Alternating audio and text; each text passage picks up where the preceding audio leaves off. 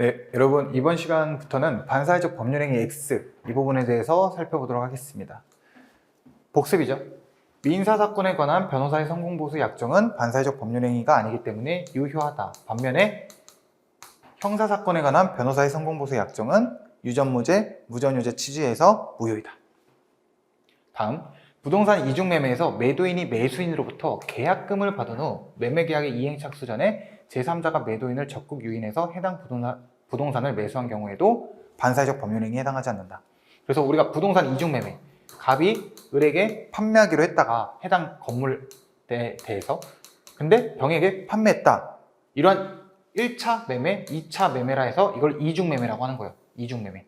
이때 이 양자 간의 법률행위가 무효라고 보기 위해서는 요건이 두 가지인 거예요. 첫 번째는 을이 갑에게 중도금까지 지급을 했어요. 그런데 병이 갑에게 야 나한테 팔아줘 라고 적극적으로 가담 또는 유인을 해야지만 비로소 이중매매에 해당되고 그때 갑과 병 간의 매매계약은 무효이다. 따라서 중도금이어야 되지 계약금을 받은 이후에 갑과 병 간의 매매계약은 유효해요. 반사회적 법률행위가 아니고. 다음, 병이 갑에게 적극적으로 가담을 해야 되지 그냥 단순히 갑에게 나한테 팔아주세요 라고 하는 거는 그거는 적극가담으로 보지 않기 때문에 갑과 병 간의 매매계약은 유효해요. 우리 이거 적극 뭔가 기억나시나요? 복습, 속임수.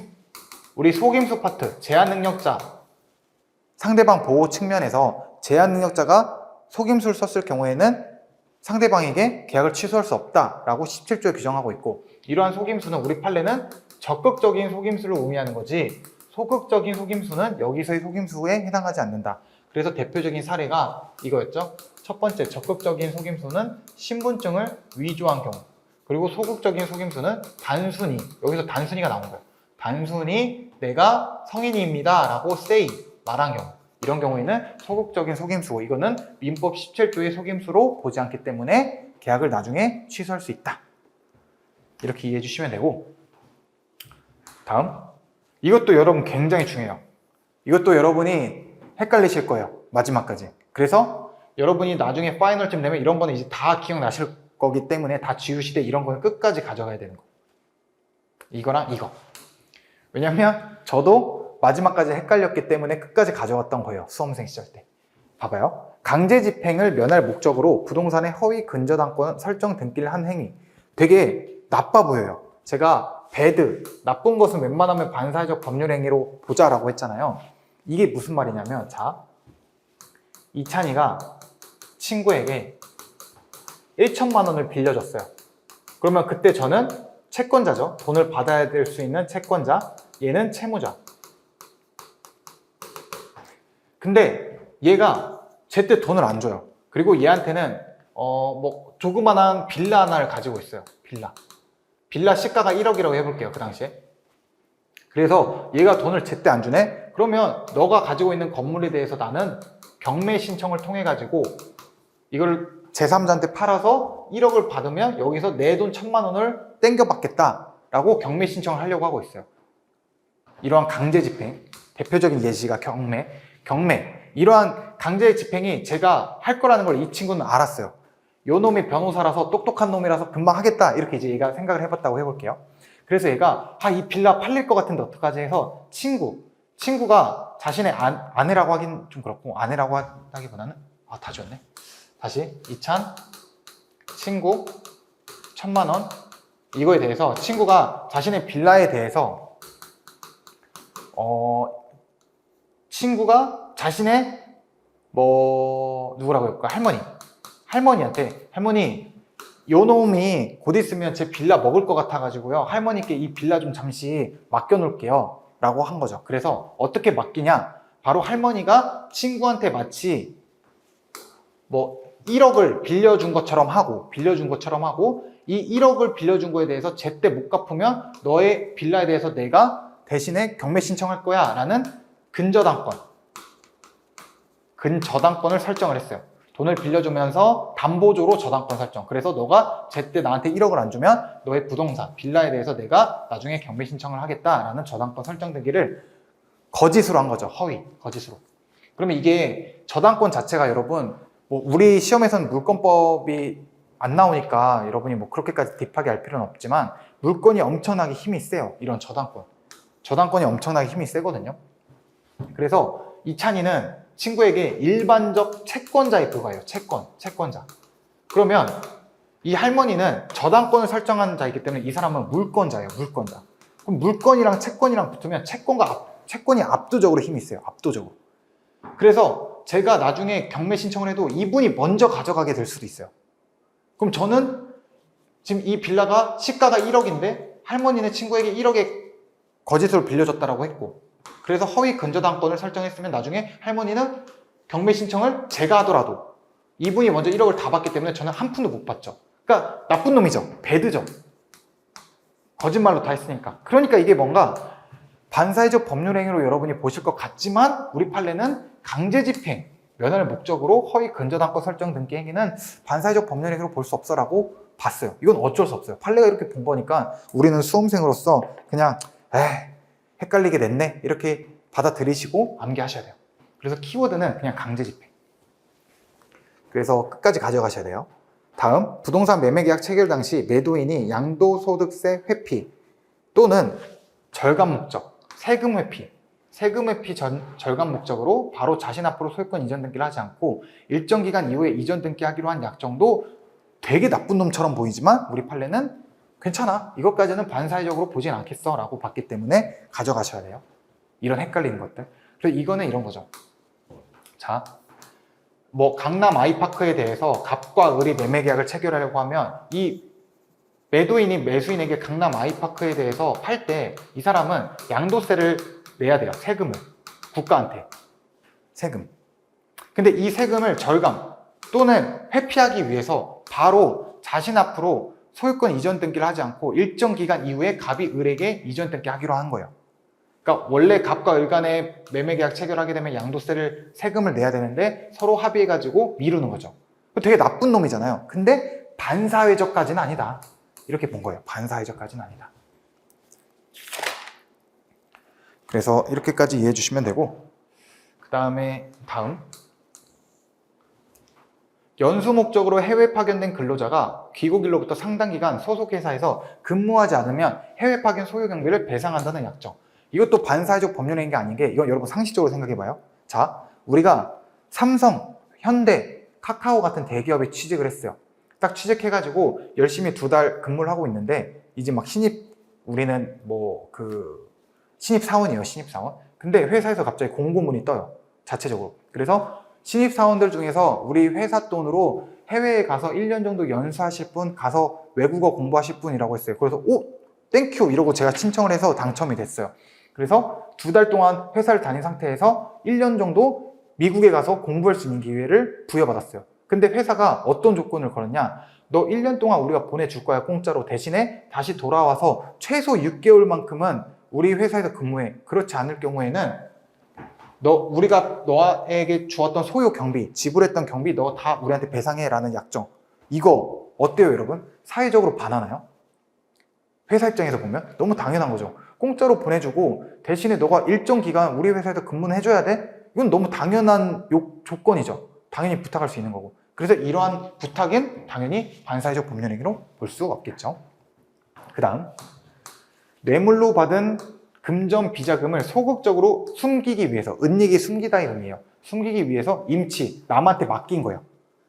제가 서울시장이에요. 서울시장인데 어떤 사람이 저한테 뇌물로 1,000만 원을 줬어요. 그래서 제가 그거를 숨기기 위해서 제 아내에게 이렇게 소극적으로 보관했어요. 임치했어요. 이게 임치가 보관하다라는 의미거든요. 그런 경우에는 반사회적으로 볼 수 없다고 하는데, 이거는 여러분 크게 어렵지 않은 게 소극적. 이게 키워드예요. 소극적. 뭔가 적극적으로 은닉했다라고 하면 반사회적으로 볼 것 같아 라고 여러분들이 보실 것 같은데, 소극적이라는 키워드, 소극적이면 좀 봐주자 이런 느낌으로 갈 수 있기 때문에 여러분 헷갈리잖아요. 여기 키워드를 두시면. 근데 이거 2개는 여러분이 계속 헷갈리실 거예요. 이건 계속 가져가세요. 다음, 법률행위, 즉 계약 성립 과정에서 단지 강박. 여기서의 강박은 뒤에서 어차피 의사표시에서 구체적으로 배울 거긴 하지만 겁주는 행위라고 보시면 돼요. 협박. 그래서 계약 성립 과정에서 단지 강박, 즉 협박이라는 불법적 방법이 사용된 것에 불과한 경우에는 우리 이거 의사표시에서 배운다고 했죠. 이거는 쉽게 말하면 야, 강박이면 강박에 의한 의사표시는 우리는 취소할 수 있다라고 명문으로 규정하고 있어요. 110조에서. 그래서 이건 그냥 이 조문으로 가. 반사회적으로 가지만 이렇게 여러분이 받아주세요. 판례가 뭐 이렇게 판시하진 않았지만 이렇게 받아들이시는 게 훨씬 더 편해요. 그리고 이것도 어렵지 않은 게 소극적, 단지. 뭐 소극적이고 단지니까 이 정도는 반사회적 법률행위라고 보기는 좀 어렵지라고 여러분이 이해하실 수 있어요. 그 다음 여기부터는 여러분 거의 시험에 안 나와요. 여기부터는. 그래서 제가 이제 핵심 강의 파이널 때는 사실 이런 거는 말씀도 안 드릴 거예요. 왜냐하면 거의 안 나오거든요.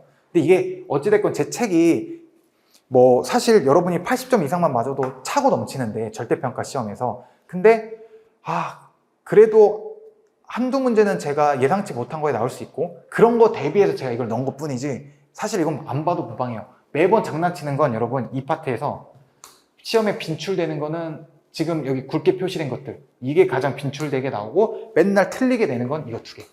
이거 가지고 장난 많이 쳐요. 요거랑 요거랑. 그래서 지금부터 보는 거는 느낌만 보세요. 중요하잖아요. 변호사 아닌 자가 단순히 뭐 대리행위를 하거나 법률 상담 누구나 할 수 있죠. 이거 가지고는 반사회적으로 보지 않겠다. 이 정도의 느낌으로 가져가시고요. 또 다음 농성 기간 중 발생한 근로자의 불법 행위에 대해서 그러니까 근로자가 불법 행위를 저질렀어요. 근데 사용자 측, 그러니까 회사 측에서 근로자들에게 야, 나 너한테 어떠한 책임 또 어떠한 불이익 처분도 하지 않겠다라는 노사 간에 합의를 했어요. 당연히 유효하겠죠. 노동자와 사용자 중에서 누가 사실 갑일까요? 우리나라가 아니라 전 세계 측면에서 사실 사용자가 갑이죠. 그리고 그러니까 이 갑이 우리 뭐 법률적인 용어 갑이 아니라 우리 사회적으로 갑질할 때. 그리고 노동자가 사실 을이죠. 이건 어쩔 수 없는 현실이잖아요. 근데 사용자가 노동자에게 야, 너 봐줄게 라고 하는 건 당연히 땡큐잖아요. 이건 반사회적이 되지가 않아요. 다른 식으로 보면 너무 당연하고. 그리고 투기 목적 분양권 매매 계약도 반사회적으로 보지 않았고 명의신탁 약정 그 자체.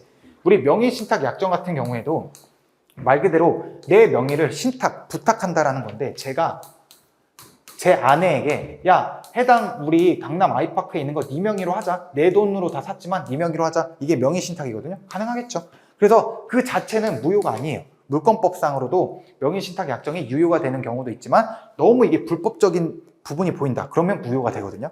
그래서 이것도 이건 그냥 그러려니 하고 넘기시면 돼요. 시험에 거의 안 나와요. 그래서 여기까지 보는 걸로 하시고 이거는 이제 복습이에요. 이제 여러분이 조금씩 헷갈리실 거예요. 어떤 때는 똑같은 성공보수 약정에서는 어떤 때는 반사회적 법률행위로 봤는데 또 어떤 때는 반사회적 법률행위로 안 봤네? 이걸 가지고 제가 다 정리를 또 한번 시킨 거예요. 먼저 첫 번째, 부동산 이중매매 기억나시죠? 갑을 병에서 부동산 이중매매로서 반사회적 법률행위에 해당되기 위해서는 첫 번째, 뭐다? 을이 갑에게 중도금을 줘야 된 이유부터다. 따라서 을이 갑에게 계약금을 주고 받은 그런 상태에서는 갑이 병에게 팔아도 이거는 반사회적 법률행위가 아니다. 두 번째, 제2매수인, 즉 병이 매매계약 체결 사실을 단순히 알았어. 얘네 둘 간의 매매계약이 첫 번째로 체결되었다는 사실을 단순히 알고 그냥 계약 체결한 거는 문제가 안 돼요. 적극적으로 얘를 꼬셔야 돼요. 가담을 해야지만 비로소 부동산 이중매매로서 반사회적 법률행위에 해당한다. 그래서 여기서의 핵심은 뭐냐? 중도금 그리고 적극 가담이에요. 그래서 저는 이거를 적중, 암기팀, 적중.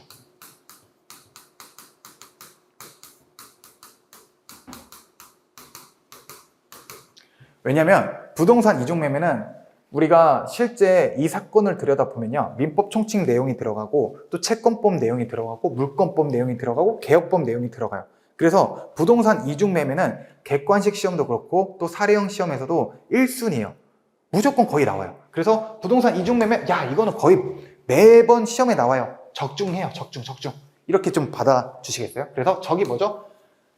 병, 즉 제3자가 적극 가담해야 된다. 중은 제1매수인, 을 입장에서는 중도금을 줘야 된다. 그래서 예를 들어보면 매도인이 계약금을 받은 후에 이행 착수 전 제3자가 적극 유인해서 매도인의 부동산을 매수한 경우 이건 반사회적 법률행위가 아니다. 왜? 적중에서 뭐가 탈락됐죠? 중이 탈락됐죠? 중도금이 아니라 계약금이니까. 이 두 개 요건을 모두 충족해야 돼요.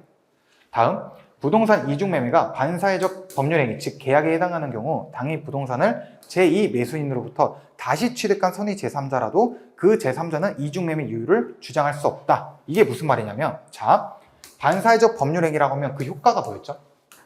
절대적 무효였죠. 그러면 이 절대적 무효에서 제가 항상 따라오는 꼬리표가 세 가지라고 했죠. 첫 번째, 선의의 제3자에게도 대항할 수 있어요. 주장할 수 있어요. 이게 바로 이 내용이에요. 그래서 지금 갑과 을과 병 간의 관계에 있어서 을이 갑에 중도금을 줬는데 그 후로 병이 갑을 적극적으로 꼬셔가지고 결국 갑이 병에게 매매를 했어요. 그러면 이거는 부동산 이중매매는 반사회적 법률행위로서 절대적 무효고 이게 첫 번째 효과라서 선의의 제3자에게 대항할 수 있다잖아요. 근데 이 사건에서 지금 병이 정에게 또 부동산을 판 거예요.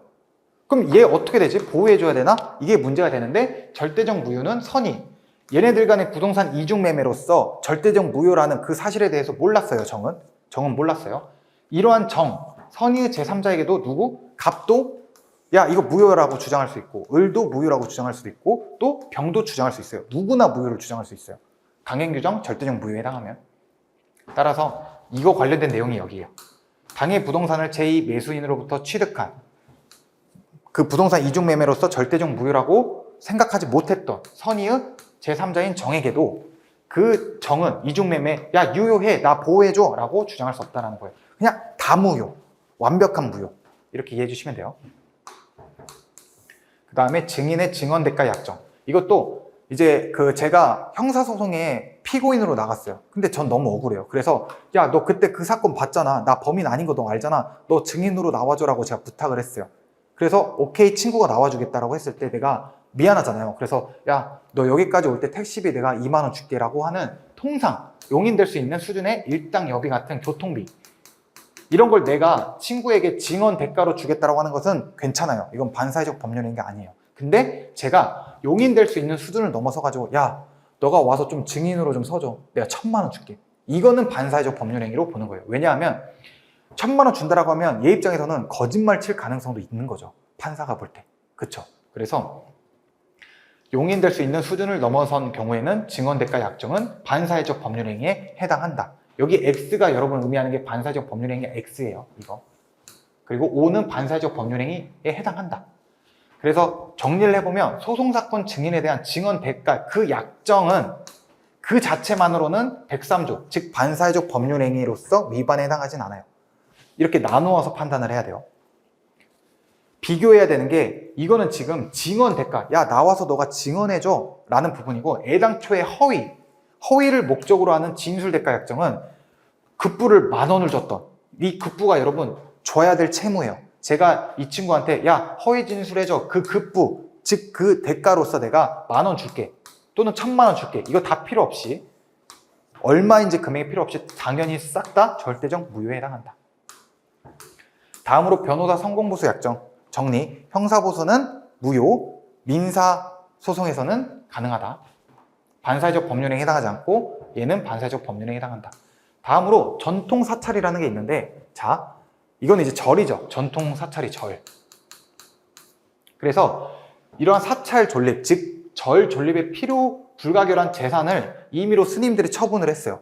그거는 필요 불가결하죠. 절 존립에. 근데 그걸 임의로 팔았다? 그러면 그 자체로서 절을 없애겠다라는 의미인 거잖아요. 스님이. 그거는 당연히 반사회적 법률행위로서 무효예요. 무효. 그 다음에 사찰의 주지직을 거액 금품 대가로 양도 양수하기로 한 약정이 있었음을 알고도 묵인이 이제 그냥 이런 느낌이죠. 묵인한 상태에서 한 종교법인이 지금 사찰의 주지직을 갑과 을 간에 서로 사고 파는 사실을 알았어요. 그래서 갑이 자신의 사찰의 주지직을 을에게 넘기기로 했어요. 그거를 법인이 알고도 그냥 을에게 묵인하면서 주지 임명행위, 이거는 반사회적 법률행위로 보지 않았어요. 뭔가 나빠 보이는데 우리 판례는 보지 않았어요. 생각컨대 저는 이런 것 같아요. 야, 절은 이 교회나 절 같은 이런 종교적인 부분은 우리가 좀 국가가 강제적으로 개입해서 이게 사회적으로 반하니까 무효다 이렇게 판단하기 좀 조심스럽다 라는 게 좀 속내용에 있지 않을까? 이게 제 개인적인 생각. 그리고 그렇게 이해해 주시는 게 훨씬 더 이게 이해하기 쉬워요. 그래서 이거는 여러분이 헷갈릴 수 있어요. 이거 나쁜 놈 같은데? 근데 이제 나쁘지 않은 거니까. 그래서 이건 가져가세요.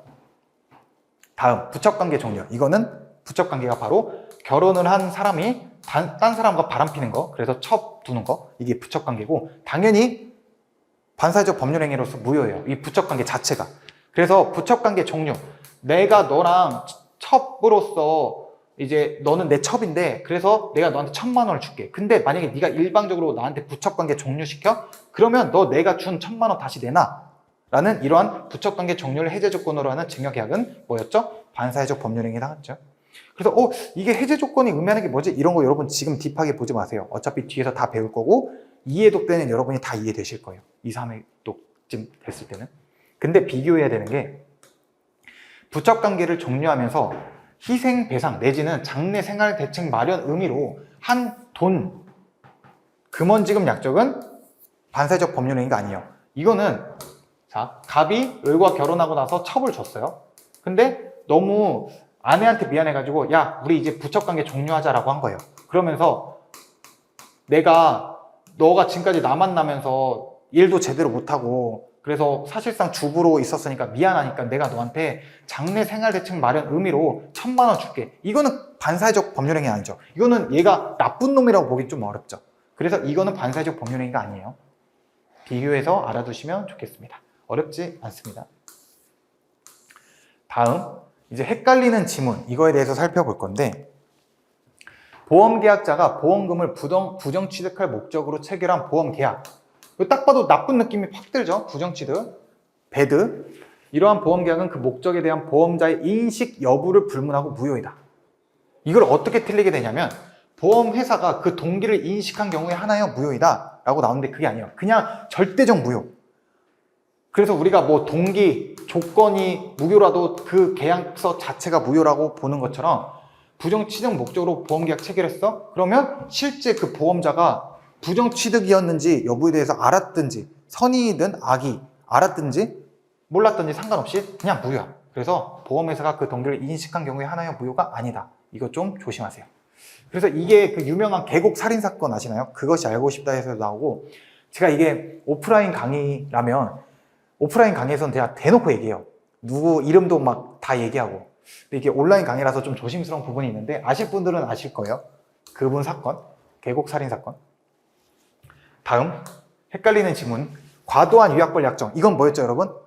반사회적 법률행위 해당했죠. 이거 여러분 엄청 헷갈리실 거예요. 나중에 되면. 그래서 어떻게 나오냐면 시험 출제는 과도한 위약벌 약정은 법원 직권 감액이 가능하므로 선량한 풍속 기타 사회질서에 반할 여지가 없다. 즉 반사회적 법률행위에 해당할 여지가 없다라고 틀리게 내는 거죠.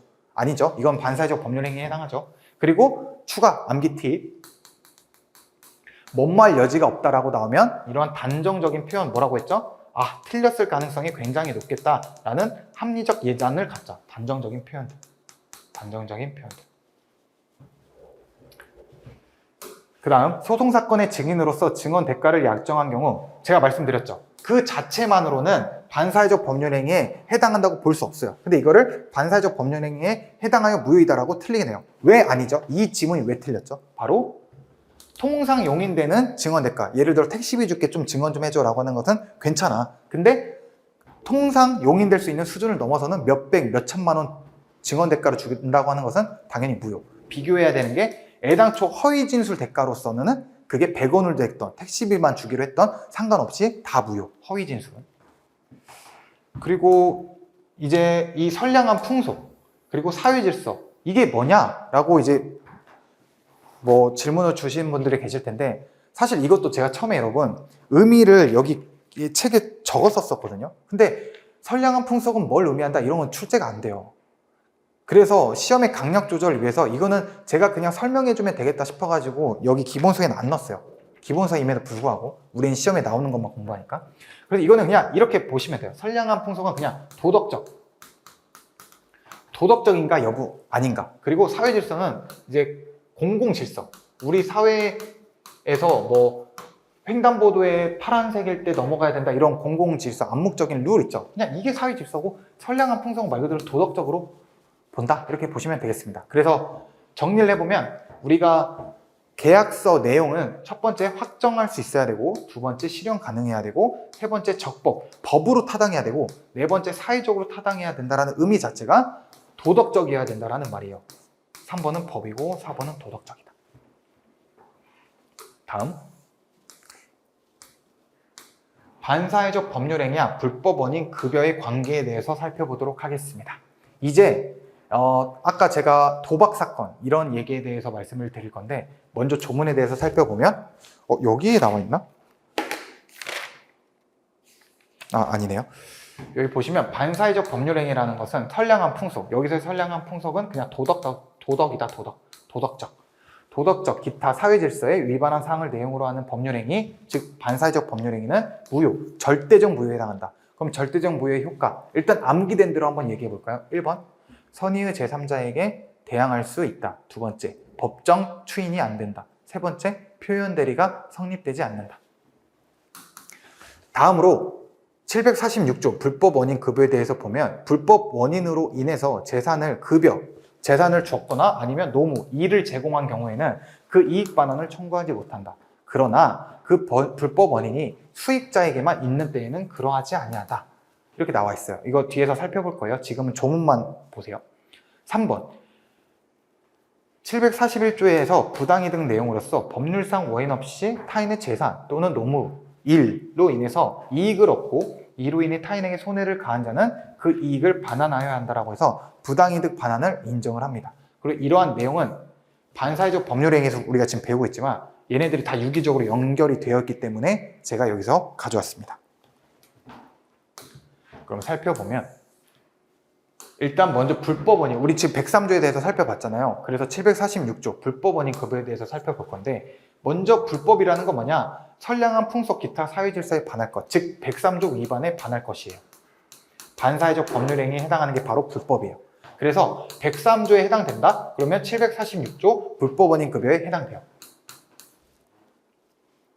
선량한 풍속은 도덕적인 거고, 그리고 다음 급여. 이 급여가 뭘까? 급여가 우리 흔히 너 이번 달 급여 어떻게 돼? 돈이 얼마 돼? 얼마 받아? 이런 의미의 급여가 아니에요. 여기서의 급여는 종국적인 것을 의미해요. 종국적인 거. 그래서 저도 이게 수험생 때 이 급여는 종국적이다, 이 의미에 대해서 진짜 잘 이해를 못했어요. 종국적이다, 어떤 말일까요? 어떤 의미일까요? 저도 이제 한자 세대가 아니라서 이런 단어를 처음 봤을 때 진짜 힘들었거든요. 종국적이다라는 말은 소유권 이전 등기가 경료되는 등 최종적으로 그 이익이 귀속되었다, 그게 의미하는 게 바로 종국적이다. 무슨 말이냐면, 갑이 있고 을이 있고 둘 간의 부동산 매매 계약을 체결했어요. 그래서 얘는 얘에게 강남에 대해서 아이파크를 주기로 할게, 대신에 10억 줘라고 했으면 얘는 얘에게 10억을 주고, 그리고 얘는 얘에게 강남 아이파크를 줘야 되는데 실제 아이파크를 막 들어서 줄 수 없죠, 당연히. 그렇기 때문에 어떻게 주냐? 바로 소유권 이전 등기라는 절차를 통해서 갑에서 을로 등기 이전을 하게 되면 그때부터 을이 강남 아이파크에 대해 소유자가 되는 거죠. 그래서 종국적이다라는 의미는 뭐냐? 실제 갑이 을에게 소유권 이전 등기까지 완벽히 완료했을 때 비로소 얘가 소유자가 되니까, 이렇게 을에게 최종적으로 그 이익이 귀속됐다, 그게 바로 종국적이다라는 의미를 가지고 있어요. 종국적이다. 예시를 보면, 도박을 위한 금전 대여 행위는 반사회적 법률행위, 이거 앞에서 배웠죠? 반사회적 법률행위로서 절대적 무효에 해당한다. 그리고 이는 불법 원인 급여에 해당한다. 따라서 금전 반환 청구가 불가능하다라고 하는데, 여기 보시면 불법 원인 급여는 그 이익의 반환을 청구하지 못한다라고 나와 있죠. 이거에 대한 내용인데, 자, 예시를 들어볼게요.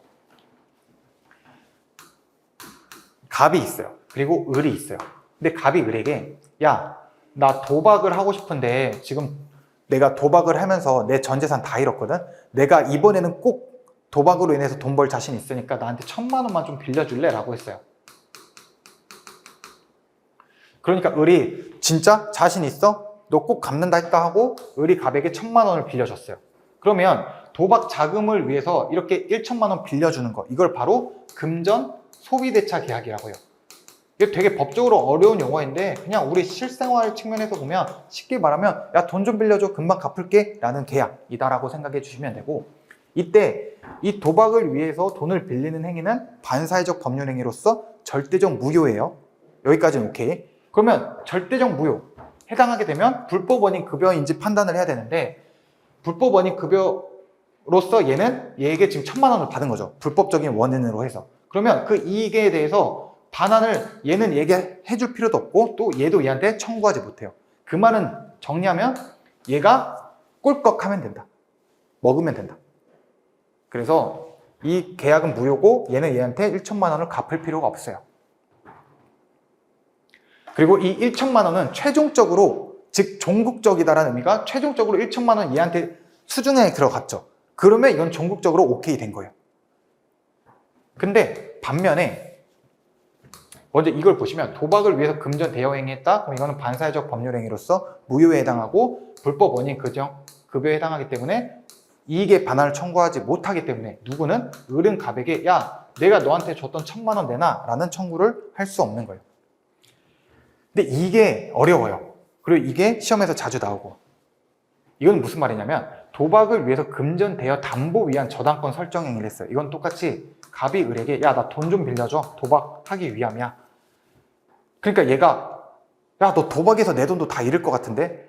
라고 해서 얘가 그나마 가지고 있던 자기 빌라의 대길동 대기로에 대해서 야, 네 아파트에 대해서 저당권 설정시켜줘. 그래서 너가 제때 안 갚으면 내가 네 빌라에 대해서 경매 신청을 통해서 이 빌라를 팔고 거기에 대한 수익으로 내 돈을 받을 거야. 이렇게 요구를 해서 갑이 을에게 저당권을 설정해 줬어요. 그러면 갑과 을 간의 이 금전 소비대차 계약, 돈을 빌려주고 빌려받는 계약은 반사회적 법률 행위로서 무효예요. 따라서 1천만 원을 갑이 받았으면 갑은 얘한테 토해낼 필요가 없어요. 왜? 불법 원인 급여로서 우리 746조에 따르면 이익을 반환 청구할 수 없다고 했으니까 을은 갑에게 야, 1천만 원 내놔 라고 할 수 없어요. 그러면 지금 이 상황에서 을은 갑에게 사전에 저당권을 설정을 했죠. 그럼 이 저당권 설정은 어떻게 되는 거야? 갑은 을에게 야, 너 저당권 설정한 거 이거 없애 라는 말소 등기를 청구할 수 있을까요? 저당권 설정된 거 말소시켜, 없애. 이게 될까요, 안 될까요? 뭔가 을은 갑에게 1천만 원을 줬는데 이거를 갑이 사실상 꿀꺽했으면 저당권 설정, 이거는 얘를 또 보호해줘야 될까? 이런 의문이 생기죠. 우리 판례는 갑은 을에게 1천만 원을 꿀꺽하면 되고 또 동시에 갑은 을에게 사전에 저당권 설정 등기한 것을 말소, 없애달라는 청구도 가능하다라고 했어요. 이게 왜 그러냐면 103조 위반, 즉 반사회적 법률 행위에 해당해서 불법 원인 급여에 해당하는지 여부 따라서 이게 금전 반환 청구가 을이 갑에게 1천만 원 청구를 할 수 없다라는 건데, 이 746조 불법 원인 급여에 해당되기 위해서는 즉 급여라는 것은 종국적이죠. 종국적. 따라서 최종적이다라는 건데 이 저당권 설정 행위는 종국적이지가 않아요. 소유권 이전과 같은 종국적인 이익이 아니기 때문에 그래서 불법 원인 급여에 해당될 수 없다. 따라서 746조가 규정되지 않기 때문에 그 저당권 말소 등기를 청구할 수 있다고 봤어요. 어렵죠? 무슨 말이냐면 다시 저당권 설정을 을이 갑에게 했잖아요. 을이 갑 부동산에 대해서. 그러면 실질적으로 을은 어떨 때 이익을 받죠? 지금 저당권 설정을 한 것 자체가 이득을 받나요? 아니죠.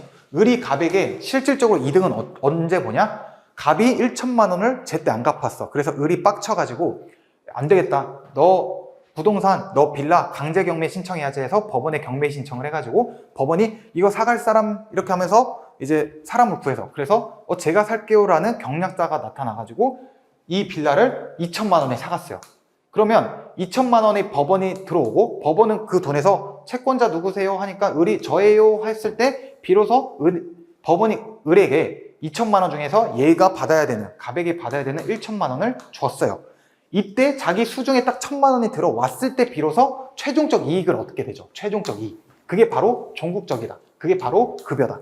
근데 단순히 저당권 설정 행위 그 자체만으로는 최종적으로 을에게 이익 본 게 하나도 없죠. 실질적으로 저당권을 실행해가지고 법원이 경매를 통해서 강제로 팔고 그 돈을 환수해서 을에게 줬을 때 비로소 얘한테 이득이 생기는 거잖아요. 그래서 저당권 설정행위 그 자체는 종국적이지 않다. 즉 최종적으로 을에게 그 이익이 귀속되지 않았다. 따라서 불법원인 급여에 해당되지 않기 때문에 저당권 말소 등기가 청구가 가능하다 라고 봤습니다. 그래서 이것도 종국적이다, 급여. 이게 종국적이란 의미가 여러분이 지금 수업 들을 때는 그렇지 하고 생각하시다가도 일주일 지나면 무조건 까먹을 거예요. 인간은 어차피 망각의 동물이니까. 그래서 저는 이걸 어떻게 암기시켜 드리냐, 저는 아직까지 이거밖에 생각이 안 나요. 종국하면 김종국 씨 생각하세요. 김종국 씨.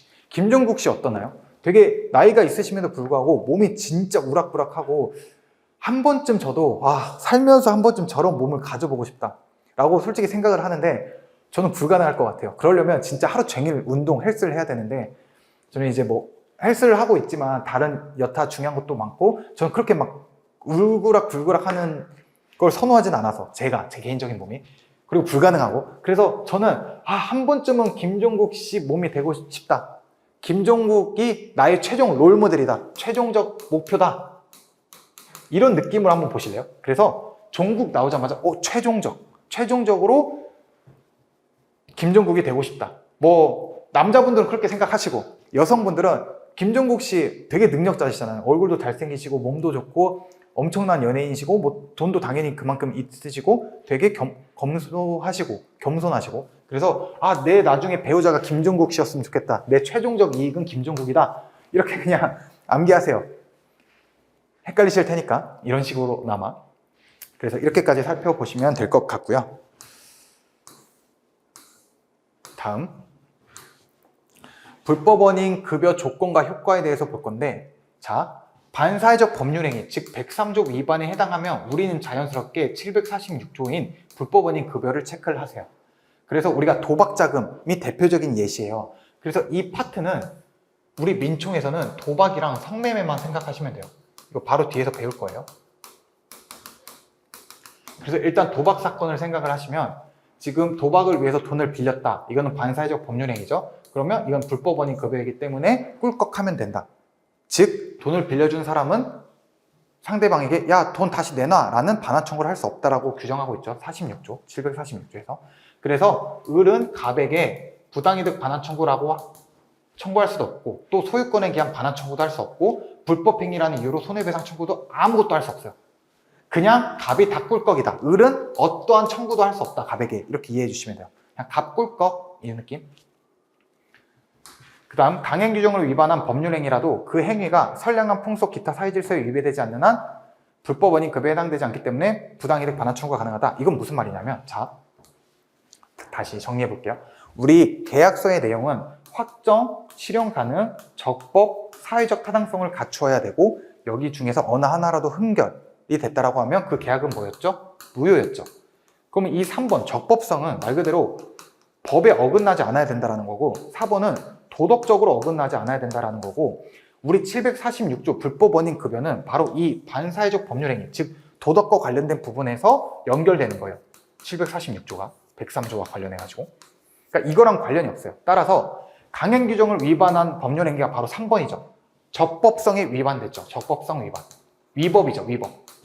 적법하지 않다. 그래서 이 3번에 해당하더라도 그 행위가 4번, 즉 선량한 풍속 기타 사회질서에 위반되지 않는 한 이거는 불법원인 급여에 해당되지 않아요. 그래서 부당이득 반환 청구가 그때는 가능한 거예요.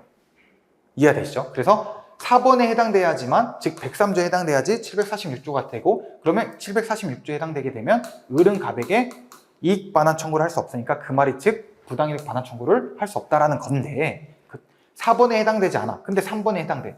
그러면 당연히 이 746조가 규정되지 않기 때문에 그때는 이익 반환 청구가 가능하다. 이거는 지문 이렇게만 나오니까 이렇게만 기억해 주시면 될 것 같아요. 그래서 예시가 어떻게 나오냐? 강행 규정을 위반하여 무효이다. 이거는 지금 3번 적법성 요건을 탈락한 거죠. 무효인 경우 언제나 불법원인 급여 746조에 해당한다? 이건 틀린 거죠. 왜?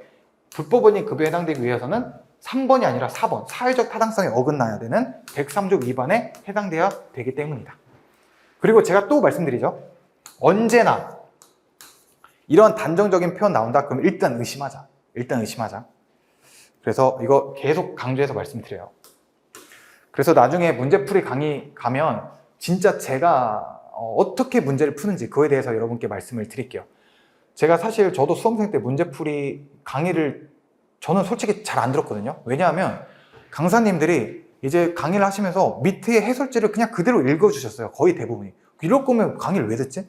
그냥 나 혼자 복습하고 말지? 이런 느낌이었는데 저는 이제 항상 민법 시험을 보면 한 20분 만에 다 풀었어요. 그 이유가 1번부터 선지 5번까지 있을 때 다 안 읽어요, 저는. 그냥 키워드만 보고 오케이. 이걸로 또 장난쳤겠네? 이렇게 보면서 문제 푸는데 저는 이게 문제풀이 강의의 가장 핵심이라고 생각이 들어요. 이렇게 강의를 해야 된다고 생각을 들어서 저는 이렇게 강의를 할 거예요. 문풀 강의 때. 그 다음 불법원인 급여에 관한 반환 약정의 효력이 어떻게 되냐? 이건 중요하진 않아요. 지금 이렇게 굵게 표시된 거 하나도 없죠. 이것도 거의 안 나와요. 그래서 느낌만 일단 가져가세요.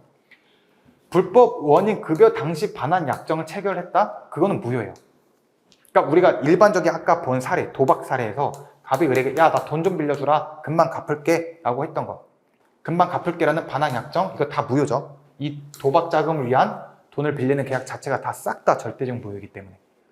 근데 불법 원인 급여, 얘가 결국에는 1천만 원을 꿀꺽을 했어요. 나중에 계약 무효를 주장하면서. 그러고 나서 그 후에 야, 미안하다 을아, 내가 너무 나쁜 놈이었지, 내가 너한테 갚을게 라고 새롭게 당사자 간에 체결하는 거, 이거는 유효하다라는 거예요. 이건 유효. 이해되시죠? 그래서 불법원인 급여를 받은 자가 급부의 원인, 즉 줘야 될 채무의 원인과 별도로 맺은 반환 약정은 그 반환 약정 자체가 사회질서에 반하여 무효가 되지 않는 한 유효하다. 그러니까 을이 갑에게 결국은 도박 자금으로 인해서 계약이 무효가 됐고 갑이 꿀꺽을 했어요. 그래서 을은 갑에게 어떠한 청구도 못해요. 야, 돈 내놔. 내가 빌려준 돈 내놔라는 부당이득 반환 청구도 안 되고 불법 행위에 대한 손해배상 청구권도 안 되고 소유권에 대한 반환 청구도 다 안 돼요. 그냥 청구 자체가 안 돼요, 얘는. 그래서 이것도 위에서 여러분 이런 거 일일이 암기하려고 하지 말고 그냥 청구 안 돼. 이게 핵심이에요. 청구 안 돼. 그런 상황에서 갑이 야, 미안해. 내가 생각해보니까 너무 나쁜 놈이네. 꿀꺽하지 않고 너한테 1천만 원 줄게 라고 하면 그건 유효한데 알고 보니까 을이 갑에게 막 협박을 하는 거예요. 나 너 안 주면 너 죽여버릴 거야. 네 가족 죽여버릴 거야. 이런 식으로 해서 얘가 무서워서 줬어. 그러면 무서워서 얘가 알아서 1,000만 원 줄게 라는 반환 약정은 그 자체가 얘의 협박으로 인한 거니까 그건 사회질서에 반하겠죠. 그럴 경우에는 무효가 된다라는 거예요. 근데 당사자 간에 그냥 합의로 인해서 내가 너한테 줄게라고 하는 것은 유효할 수 있다. 중요하지 않아요. 그래서 이거 도박자금, 이거 제가 열심히 말씀드린 부분이죠. 도박자금 보면 갑이 을에게 도박자금을 위해 금전을 빌린 경우 갑이 을에게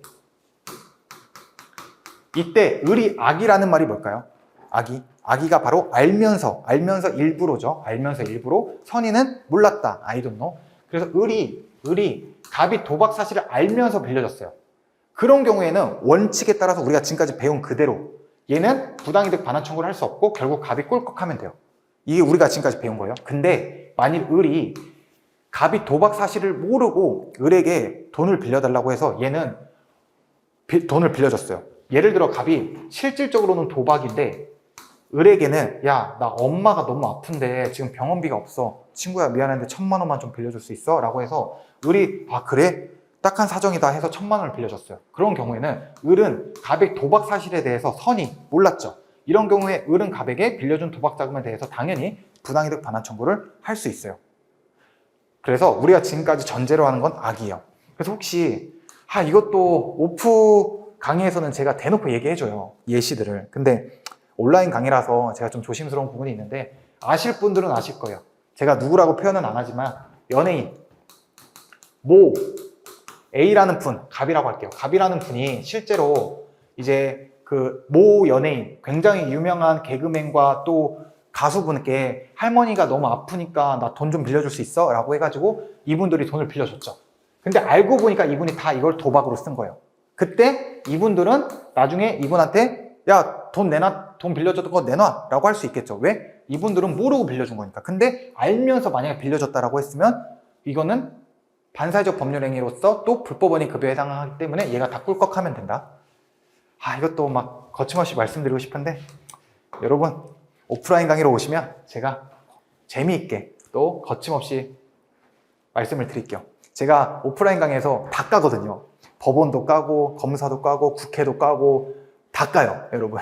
물론 여러분이 좀 수업을 들으면서 이렇게나마 좀 웃으시면 좋겠다, 이런 차원에서 말씀드리는 것도 있죠, 당연히. 네, 무튼 그 다음에 우리 746조 본문에 따르면, 여기 보실까요? 다시 한번 78페이지 여기 파란색 부분 다시 읽어볼게요. 746조 불법의 원인으로 인하여 재산을 급여하거나 노무를 제공할 때에는 그 이익의 반환을 청구하지 못한다라고 했죠. 그래서 을은 갑에게 자신이 빌려준 1,000만 원을 청구할 수 없어요. 근데 밑에 이게 바로 단서 조항이에요. 그러나 이게 뭔가 반대되는 말이 나오죠. 이게 단서 조항인데, 그러나 그 불법 원인이 수익자에게만 있는 때에는 그러하지 아니하다. 이게 이제 우리가 방금 배운 도박 사건 생각하셔서, 만약에 제가 친구에게 야, 나 도박이 아니라 엄마 아파서 필요한데 돈 좀 빌려줘라고 했는데 실질적으로는 도박 위험이죠. 그러면 불법이 저밖에 없고 상대방은 몰랐죠. 엄마 아파서 준 걸로 생각했으니까. 그러니까 상대방은 전혀 불법이 없으니까, 이런 경우에는 당연히 그러하지 아니하다라는 의미가 위에 이익 반환을 청구할 수 있다라는 의미예요. 그래서 이 대표적인 사례가 이제 성매매와 또 연관이 되어 있는데, 여기까지 보고 이제 쉬는 시간 갖도록 하겠습니다. 자, 성매매 사건은 이런 거예요. 갑이 있고 을이 있고 병 관계가 있어요. 그래서 이 사람이 이제 매수인, 그러니까 성매매에 대한 매수인이니까 남성이라고 할게요. 갑이. 그리고 을이 율랑녀, 여성. 그리고 둘이 성매매 약정을 하고, 병은 포주예요, 포주. 포주라고 하면 실질적으로 이분들을 관리하면서 이제 돈을 받는 사업자라고 할게요. 당연히 사업자가 아닌데 그냥 여러분의 당장 편의를 위해서. 그때 갑은 뭐 예를 들어 이제 남성과 여성이 성매매 약정을 해가지고 뭐 100만 원을 주기로 했어요. 그러면 일반적으로 이 남성이 100만 원을 이 사업자한테, 포주한테 줘요. 포주. 그리고 나서 이 여성분은 나중에 포주로부터 월급을 받는 식으로 구성이 돼요. 이때 남성이 사업자에게 성매매에 대한 대금을 지급한 후에 그럼 얘는 100만 원을 받았죠. 그럼 여기서 얘한테 월급으로 예를 들어 한 30만 원을 줘야 돼요. 근데 이걸 안 주고 있어요, 사업자가 여성에게. 그래서 여성분이 나중에 사업자한테 야, 너 빨리 내 돈 30만 원 내놔 라고 청구를 했어요. 그럼 이게 가능할까? 이게 문제가 된 거예요. 자, 먼저 우리 한번 리걸 마인드, 우리가 지금까지 배운 걸로 한번 볼까요? 지금 성매매 약정에 따른 100만 원 지급하는 거, 이거 사회적으로 어때요? 도덕적으로 나쁘죠? 그러면 반사회적 법률행위에 해당하겠죠? 그러면 이 성매매 약정 계약은 무효예요, 무효. 그리고 우리는 바로 검토해야 되는 게 불법 원인 급여. 이건 지금 불법적으로 원인으로 해서 746조에 따라서 100만 원이 얘한테 갔죠. 그리고 얘는 자기 주머니에 지금 100만 원이 있으니까 급여, 즉 종극적, 최종적으로 얘한테 귀속이 됐죠. 그럼 746조가 규정되기 때문에 얘는 어떻게 하면 되죠? 꿀꺽하면 돼요. 따라서 얘는 얘한테도 반환할 필요도 없고 또 얘한테도 반환할 필요가 없는 게 맞아요. 우리 도박 사건까지 보면. 근데 정말 아주 극히 처음이자 마지막 판례로서 우리 판례는 이상한 판례를 하나 뒀어요. 어떻게 판례가 나왔냐? 수익자, 즉 사업자의 불법성이 급여자, 여성의 불법성보다 현저히 큰 경우에는 그 수익자인 급여자, 즉 사업자는 급여자, 여성은 수익자인 사업자에게 그 이익 반환을 청구할 수 있다고 했어요. 되게 이상한 판례죠. 그러니까 정리를 하면 여성의 불법성보다 사업자의 불법성이 현저히 크다. 이거는 뭐 남성이라고 봐도 돼요. 이 급여자를. 누가 봤던 간에 일단 이 사건 여성이라고 전제하고, 여성에 대한 불법성보다 사업자, 이놈이 진짜 나쁜 놈인 거잖아요. 그래서 이놈의 불법성이 현저히 큰 경우에는 예외적으로 얘는 얘에게 반환 청구를 할 수 있다고 해서 결론, 이 여성분은 사업자에게 자신이 받아야 되는 30만 원의 부당이득 반환을 청구할 수 있다고 했어요. 그래서 이건 시험에 어떻게 나오냐? 이게 나와요, 이게 시험에 나와요. 그래서 이거는 어떻게 보면 746조에 규정되지 않은 것을 임의로 판사가 만든 거죠. 그래서 정리를 해보면, 자, 도덕적으로 나빠. 그래서 반사회적 법률행위에 해당돼. 그러면 그 계약은 어떻다? 무효야. 그러면 불법 원인 급여로 바로 적용이 시켜. 그래서 받은 사람, 너가 꿀꺽해. 그래서 도박 자금 대여를 받은 사람 꿀꺽하고, 또 성매매 약정 따라서 이 병, 얘도 네가 꿀꺽하면 돼. 여기까지 오케이. 그래서 돈을 준 사람은 받은 사람한테 어떤 청구도 할 수 없어. 근데 여기서 더 나아가 성매매 약정만큼은 얘네 갑을 이 남자와 여자보다 토주, 이 사업자, 너가 훨씬 더 나빠. 훨씬 더 나쁜 놈일 경우에는 예외적으로 얘네들은 얘에게 부당이득 반환, 이익 반환을 청구할 수 있다라고 아주 극히 예외적인 판례가 나왔다. 이 판례밖에 없어요. 그래서 여기까지 보면 우리가 반사회적 법률행위가 다 끝났고요. 다음 시간에는 불공정한 법률행위 이어서 살펴보도록 하겠습니다.